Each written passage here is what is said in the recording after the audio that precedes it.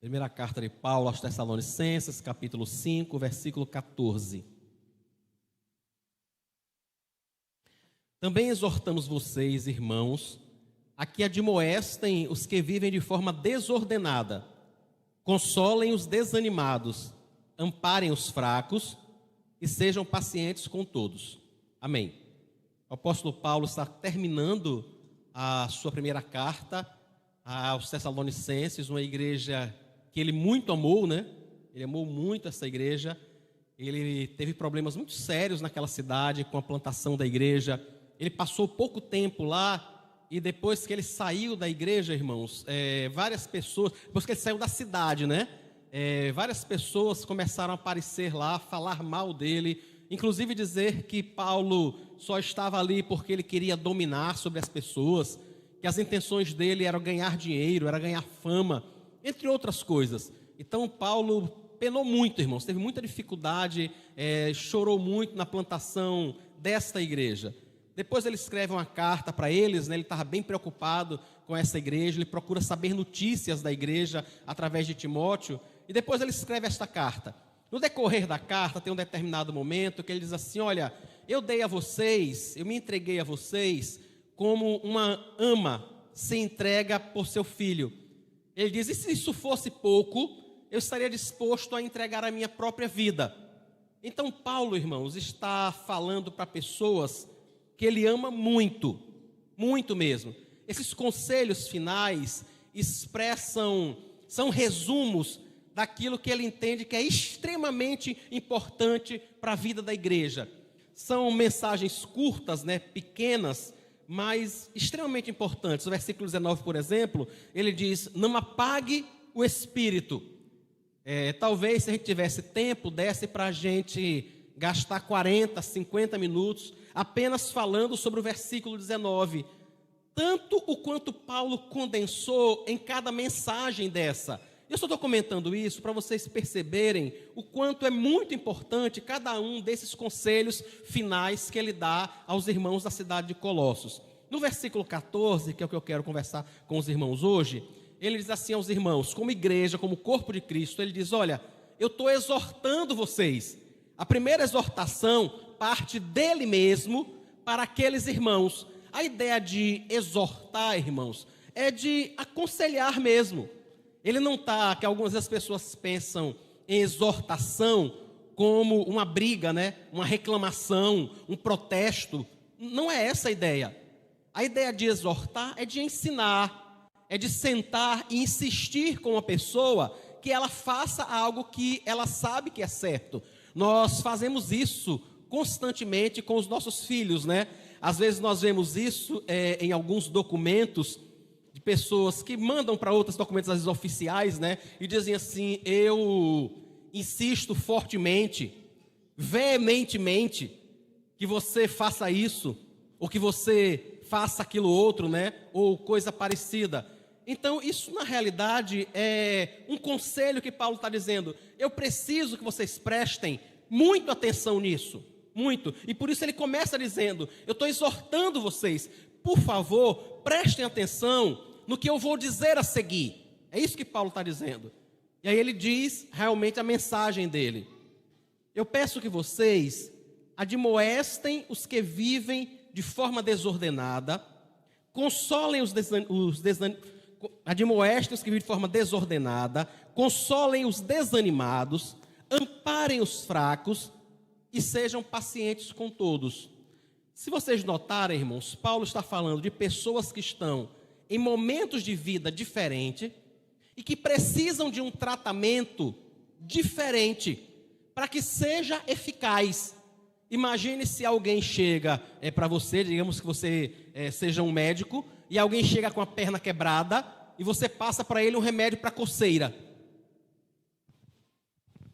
Ia resolver alguma coisa? Nada, né? Nada, não resolve nada. A pessoa está com a perna quebrada. Da mesma forma, se ela chegar com uma coceira e você mandar engessar o braço dela, não vai resolver em nada também. O que Paulo está dizendo é, se você não entender o que está acontecendo com a pessoa, você não vai saber ajudar de forma adequada. Então é preciso que eu e você nos ajudemos como corpo de Cristo. Nós somos, irmãos, todos membros de um mesmo corpo. Se um mosquito morde sua perna, você não deixa ele ficar lá mordendo. Você não fica olhando para ele, se você for uma pessoa normal, né? Você não fica olhando para ele e diz assim, mas que bonitinho, ele está ali me picando e você está vendo que o abdômen dele está crescendo com o meu sangue. Que coisa bonitinha. Ninguém faz isso, irmãos. Se um mosquito pica a nossa perna, a gente passa a outra perna em cima para tirar, a gente espanta com a mão, a gente faz alguma coisa, a gente precisa tirar aquilo dali. O que Paulo está dizendo é que eu e você somos membros de um mesmo corpo e precisamos ter esse igual cuidado com todos os membros do corpo, igualmente. Mas para fazer isso, eu e você precisamos entender o que está acontecendo com o nosso próprio corpo, para que a gente possa cuidar da gente mesmo. Você pode estar, por exemplo, sentindo uma dor torácica, e pode ser algo mais grave, ou pode ser apenas gases, ou pode ser apenas algum esforço que você fez na academia, alguma coisa que você machucou um pouco a musculatura.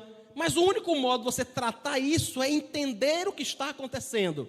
Então o que eu e você precisamos na hora de cuidarmos uns dos outros é entender o momento que aquele irmão está vivendo. Entender, por exemplo, se ele é uma pessoa que está vivendo desordenadamente, se ele é um irmão que está vivendo desordenadamente, se de alguma forma ele está andando fora da fila. A ideia dessa palavra aqui, desordenada, fazia referência principalmente à organização de uma fila, e a fila está aqui, mas alguém estava aqui. A fila está todo mundo aqui, até que tem um bonitinho que resolve que vai ficar do outro lugar. O que Paulo está dizendo é, admoeste essa pessoa que está fora da fila, para que entre na fila, para que fique ordenada, como todo mundo. Então eu e você precisamos, para ajudar-nos como corpo de Cristo, entender se esta pessoa é uma pessoa que está vivendo de forma desordenada, em algum sentido em sua vida, ou se ela é uma pessoa que está desanimada, e aí ela precisa de consolo, ou se ela é uma pessoa que está fraca, e aí precisa de amparo, para que a gente, irmãos, não faça a coisa errada. Por exemplo, alguns pais, vem o filho caiu, tropeçou, ou o filho fez alguma coisa e acabou se machucando. E não sei se vocês já viram, é uma cena de terror dessa. Para mim é uma das cenas de mais terror que podia existir em qualquer filme. A criança se machucou, e aí o pai vai e briga com ela. Vocês já viram isso? Briga com a criatura. E por que você faz isso? E por que você não presta atenção? E por que você não sei o quê? Eu digo, Jesus Cristo, o que será que está acontecendo? Entendem? A criança está machucada. Você acha que ela queria se machucar? Na sua cabeça passa que ela diz assim, espera aí que eu vou me cortar. Espera aí que eu vou bater com a cabeça na parede. Irmãos, não, claro que não. É óbvio que não. Mas algumas vezes nós somos insanos o suficiente para olhar para a criança que se machucou e ainda brigar com ela. A gente ainda briga. Entende porque é que isso é extremamente importante, ouvir o que Paulo está dizendo? Paulo está dizendo, entenda o momento e haja de acordo com esse momento. Se a pessoa está machucada, se ela está fraca por algo que lhe aconteceu, que fragilizou sua vida, se ela está vivendo um momento difícil, ela está encarando, por exemplo, uma separação, ela está encarando uma doença, ela teve um pico de pressão e foi parar no hospital. Você acha que é o momento de você ir visitar a pessoa no hospital e jogar na cara dela que ela só teve aquele pico de pressão porque ela come demais? Não, diga aí, faz algum sentido? Você vai visitar a pessoa que teve um problema, que está hospitalizado, aí você para dizer, está vendo o que é que dá? Eu já lhe falei que esses 125 centímetros da sua cintura, uma hora ia te trazer para o hospital. Faz algum sentido, irmãos, um negócio desse?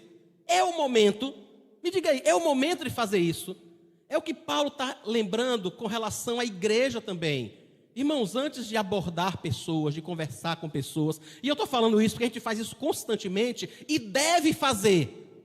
Como eu comecei dizendo, nós somos membros de um mesmo corpo. Nós precisamos cuidar uns dos outros Precisamos mesmo, irmãos. E o modo da gente fazer isso é entender o que está acontecendo, é pedir direção a Deus, é pedir sabedoria ao Senhor, porque se alguém está vivendo desordenadamente, por exemplo, digamos que você sabe que a pessoa, ela está vivendo uma situação financeira um tanto difícil, não está muito bem financeiramente, mas você conhece o estilo de vida daquela pessoa, você sabe o quanto ela é desorganizada, desordenada, para gastar o dinheiro dela, e aí ela chega para você, para lhe pedir que você compre algo para ela.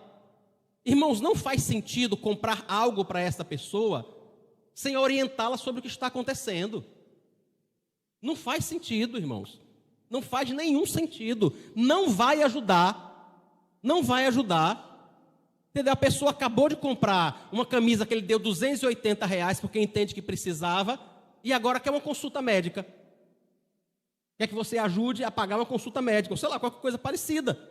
Entenda que a gente precisa dizer a essa pessoa, olha, está errado o que você faz. Essa pessoa não precisa de consolo. Ela precisa ser admoestada. Alguém tem que sentar com ela e dizer, olha, você está precisando comprar o remédio, está com dificuldade com isso, porque você tem usado o seu dinheiro de forma desordenada. É isso que tem acontecido. É por isso que você está passando por esse tipo de situação. Se eu e você, irmãos, não fizermos essas coisas, a gente não vai ajudar os nossos irmãos de verdade. Nós não vamos curar o nosso corpo. Nenhum de nós faria isso com o nosso próprio corpo. Se tem alguma coisa no nosso corpo que está acontecendo de errado, a primeira coisa que a gente faz é tentar procurar um médico, tentar entender o que está acontecendo, para que a gente possa se ajudar. Faça isso com os irmãos da igreja. Quando você perceber alguém desanimado porque está com uma luta há muito tempo, essa pessoa luta com um filho que dá muito trabalho, que é muito desobediente, ou ela tem um filho que tem um problema com álcool e que bebe muito e que tem dado muita dificuldade à família, faz algum sentido você parar para conversar com essa pessoa e dizer que a culpa é dela, que não educou ele direito? Entenda, irmãos, faz algum sentido isso? Até porque, primeiro, nem eu nem você sabemos se isso é verdade. A pessoa que está desanimada por conta de um problema que ela enfrenta há bastante tempo, ela precisa, irmãos, ser consolada. É sentar perto dela, é ouvir, é chorar com ela, é ver se pode ajudar de alguma forma. No mínimo, ficar ali quietinho do lado dela. Mas assim, não adianta tentar propor soluções maravilhosas. Não, seu filho está com dificuldade, está bebendo muito. Você já pensou em levar ele na oração poderosa dos 318? Ou coisa parecida? Irmãos, entendam. A pessoa que está nessa situação, ela já tentou tudo o que você puder imaginar. Tudo que você puder imaginar, ela já tentou. Você não vai conseguir chegar com a ideia mirabolante que você acabou de ter naquele momento. Ela enfrenta isso já há muito tempo. Ela enfrenta essa dificuldade que ela passa com o filho, com o parente, com a sogra, com o esposo, com o vizinho, há muito tempo. Então, a maioria das propostas que a gente faz são insensíveis e bobas. A maioria delas. Então, se a pessoa está desanimada, a gente precisa consolar, trazer consolo mesmo. Consolo de verdade, irmãos, existe em Cristo. Ajudá-la a entender, por exemplo, que se ela está em um emprego, que ela precisa ficar, mas ela tem um patrão, um chefe, alguém que a oprime de alguma forma, que a persegue de alguma forma. O que eu e você podemos fazer é dizer que nós vamos orar por ela. É dizer a ela que busque a Deus, porque mesmo no meio de tudo isso, o Senhor está cuidando dela. O Senhor pode protegê-la disso, o Senhor pode fortalecê-la. Em algum momento a tribulação vai passar. Porque se eu e você nos juntarmos a essa pessoa para falar mal do patrão dela, só piora. Entendem que só piora? Ela só vai se sentir mais vitimizada. Ela já está passando uma situação difícil. Aí você senta perto dela e diz, realmente, ele não presta não. Um cara que faz um negócio desse, Não sei nem porque você está lá ainda. Como se ela tivesse a opção de ir para um outro lugar. Você acha que se ela tivesse, ela não teria ido? Entende? Então, assim, é tentar entender o que está acontecendo com a pessoa. É uma questão de sofrimento, ela está realmente sofrendo, ela está desanimada, ela está fraca. Ampare, conforte, estenda a mão. O seu filho caiu, tropeçou, machucou o joelho. Não é hora de perguntar se ele é cego, se ele não enxergou, por que ele faz sempre isso. É hora de ajudar, ele caiu, tropeçou, machucou o joelho. A coisa que ele menos precisa é de um adulto soltando os cachorros nele. Entendem, irmãos? Aí a gente faz isso muitas vezes com os nossos filhos e fazemos com os nossos irmãos. Entenda em nome de Jesus. Eu e você precisamos ajudar uns aos outros. Nós precisamos entender o que é que está acontecendo com o outro e ajudar de verdade. Não apenas fazer de conta que ajudamos, né? Algumas pessoas já conversaram comigo e disseram assim: pastor, fulano está passando por tal situação, mas só porque quer, porque eu já disse que era para fazer isso. Como se fosse um gênio da lâmpada, sabe? Eu já disse que era para ele fazer, então ele faça que vai dar tudo certo e a vida dele vai ficar maravilhosa. Se ele não fez, é problema dele. As coisas não são simples assim, irmãos. As coisas não são fáceis assim, mas não sendo fácil, a gente tem aquele que é o nosso supremo pastor e que nos orienta. Nós precisamos fazer mesmo. Isso é uma necessidade. Paulo está dizendo: olha, eu estou exortando vocês, eu estou lembrando vocês, eu estou insistindo veementemente. Tem alguém que está vivendo de forma desordenada? Confronte essa pessoa. Tem alguém que está desanimado? Console. Tem alguém que está fraco? Fortaleça. Nós não podemos fugir desta orientação, irmãos. E precisamos fazê-la da forma mais correta, para que o nome do Senhor seja glorificado. Amém. Vamos orar? Senhor, nós não sabemos nada. Nada mesmo, o Senhor sabe disso. E muitas vezes, quando pensamos que sabemos, ainda estamos fazendo errado. Por isso nós colocamos a nossa confiança em Ti, rogamos a atuação do Teu Espírito sobre a nossa vida, pedimos ao Senhor que no nome de Jesus trate o nosso coração, tenha misericórdia de nós, ajude-nos a olhar para o nosso irmão com amor, e com amor orientar aqueles que estão desordenados, consolar os que estão desanimados e fortalecer os fracos. Nos ajuda, Deus, para o louvor do Teu nome, porque Tu és Deus e a igreja é Tua. É o Senhor quem está edificando a Tua igreja para o louvor do Teu nome. E é o Senhor mesmo que haverá de em breve levar esta igreja para estar com o Senhor. Nós te oramos agradecidos pelo Teu cuidado e bondade, no nome de Jesus. Amém.